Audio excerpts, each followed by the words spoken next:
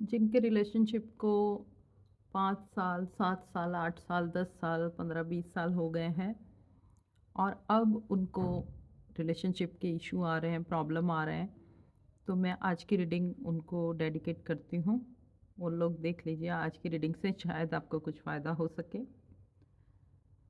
Hello and welcome to the tarot wisdom.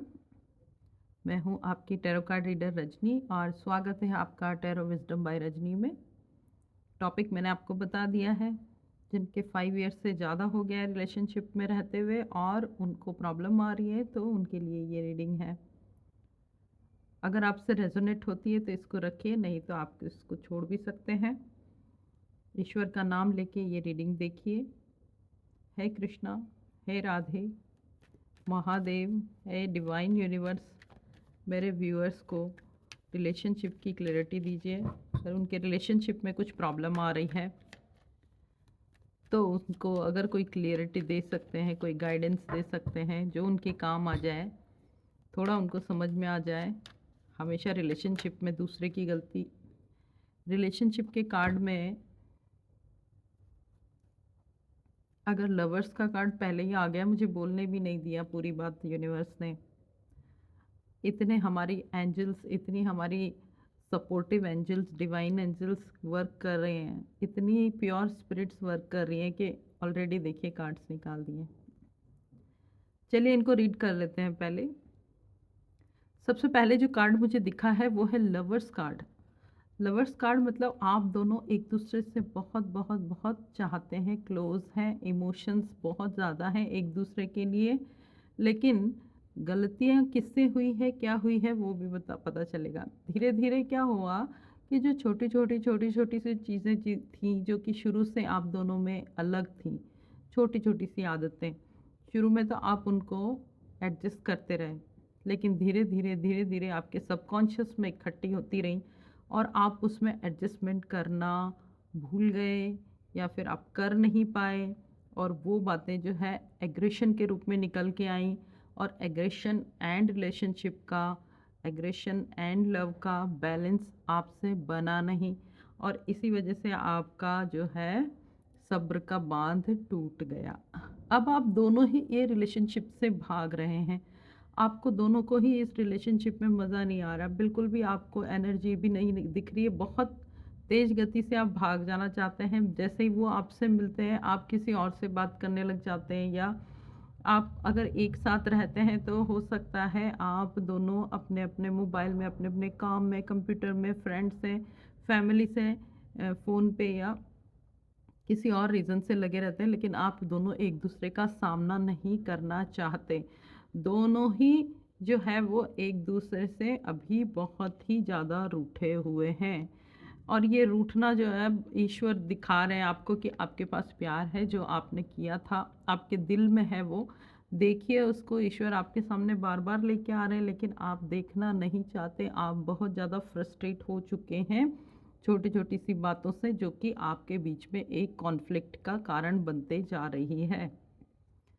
आप दोनों ही चाहते हैं कि आप जुदा ना हो, आप दोनों ही चाहते हैं कि आप साथ रहें, आपका आगे फ्यूचर अच्छा रहे, क्योंकि रिलेशनशिप बहुत लंबा था, बहुत पुराना था, बहुत मुश्किल से आप लोग एक दूसरे के साथ इतनी दूर तक आए। तो अब कहीं ना कहीं आप दोनों चाहते नहीं हैं कि दूर हों, लेकिन अब क्या होगा, अब देखते हैं कि कैसे, किस तरीके से ये रिलेशनशिप ठीक हो सकता है, ठीक होगा या नहीं। आइए पूछ लेते हैं कार्ड से। Thank you so much.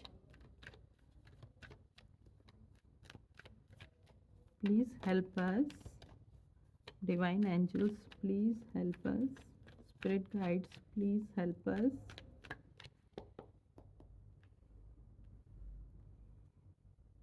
Nine of pentacles, three of cups पहले से आ गया है, एक आया है 10 ऑफ पेंटिकल्स, देन आया है 8 ऑफ कप्स, एंड लास्ट आया है 4 of pentacles, and bottom of the deck में है 2 ऑफ सॉर्ड्स रिवर्स। तो देख लेते हैं कि क्या क्या हो रहा है यहाँ पे। देखिए आपका जो रिलेशनशिप है वो तो पहले जैसा हो सकता है, लेकिन उसके लिए आपको क्या-क्या करना है ये आया है इसमें। सबसे पहले तो ये है कि जब आप दोनों के आपस में इतने ज़्यादा कॉन्फ्लिक्ट हो गए हैं, इतनी ज़्यादा मतभेद हो गए हैं और किसी भी हाल में आप साथ बैठ के बात नहीं कर पा रहे हो, जभी भी बैठते हो आप कोई ना कोई बात लेके छोटी से छोटी बात लेके भी आप झगड़ा डाल रहे हो कि ये टॉवल यहाँ क्यों रखा, ये पर्स यहाँ क्यों रखा या फिर ये जूते यहाँ क्यों खोले। इतनी छोटी-सी बात पे भी ईगो इश्यू अगर आ रहा है, तो आप लोगों को फैमिली गैदरिंग में या फिर फ्रेंड्स के साथ बाहर निकल जाना चाहिए थोड़े दिन के लिए, थोड़े हफ्ते के लिए, 1 दिन के लिए, 2 दिन के लिए या फिर कुछ ज़्यादा दिन के लिए अगर आप निकल सकते हैं, अपने रिलेशनशिप के लिए कुछ कर सकते हैं, तो आपको 2-3 फ्रेंड्स के साथ एक ग्रुप में कहीं घूमने के लिए या फिर अगर उतना टाइम नहीं है आप लोगों के पास तो एक इवनिंग स्पेंड कर सकते हैं, वीकेंड्स पे आप ये कर सकते हैं। देखिए उससे थोड़ा-थोड़ा यहाँ पे पॉजिटिविटी आने लग जाएगी। तीसरा गाइडेंस आ रहा है कि आप जो है वो फैमिली के साथ टाइम स्पेंड करें और फैमिली का गाइडेंस लें, ठीक है? अगर आपका पार्टनर गर्ल है तो आप अपने जो फैमिली में जो गर्ल्स मेंबर हैं, आपकी बहन है, मम्मी है या फिर आपकी कोई और फ्रेंड है तो उनसे आप इनडायरेक्टली थोड़ा-सा नेचर जानें गर्ल्स का कि कैसा होता है। हो सकता है कई सालों तक रहते हुए भी कई बार हमको पता नहीं चलता और अगर आप एक गर्ल हैं तो एक बॉय के बारे में आप थोड़ी जाँच-पड़ताल करें उनके फैमिली मेंबर से, उनके क्लोज़ फ्रेंड से कि क्या चीज़ जो है उनको बहुत पसंद है और वो चीज़ करें। क्योंकि यहाँ पे तो ऐसा आ रहा है कि आप दोनों की हालत अभी ऐसी हो गई कि दोनों ही इस रिश्ते से भागना चाहते हैं, लेकिन ये एक टेम्परेरी फ़ेज़ है। फाइनली आप लोग जो है रियलाइज़ करोगे ही करोगे, यहाँ पे दिखा रहे हैं कि आप लोग दोनों ही एक-दूसरे को लेके बहुत ज़्यादा इनसिक्योर हो, पॉसेसिव हो, चाहे आप लड़ो, झगड़ो, चाहे कुछ भी हो जाए। लेकिन जहाँ आपने अपने बंदे के साथ, अपनी बंदी के साथ किसी और को देख लिया, कोई इवन फ्रेंड्स को भी देख लिया, तो आप बहुत इनसिक्योर हो जाते हो, जेलस हो जाते हो, आपको बहुत बुरा फ़ील होता है। इसका मतलब ये है कि अभी भी आप उसको खोना नहीं चाहते। आपके सबकॉन्शियस का कार्ड भी यही निकला है कि आप किसी भी हाल में इस चीज़ को ठीक करना चाहते हो। ये जो दुविधा आपकी बनी हुई है कि होगा क्या, इससे आप बाहर निकलना चाहते हो और यहाँ पे क्वीन ऑफ वांड्स दिखा रहा है कि आप जो है बहुत ही इंटेलिजेंट हो, शार्प हो, दोनों ही बहुत जल्दी इस रिश्ते में आप वापस आ जाओगे और अच्छी खुशी से रहने लगोगे, अच्छी खुशी से आपको टाइम स्पेंड करोगे।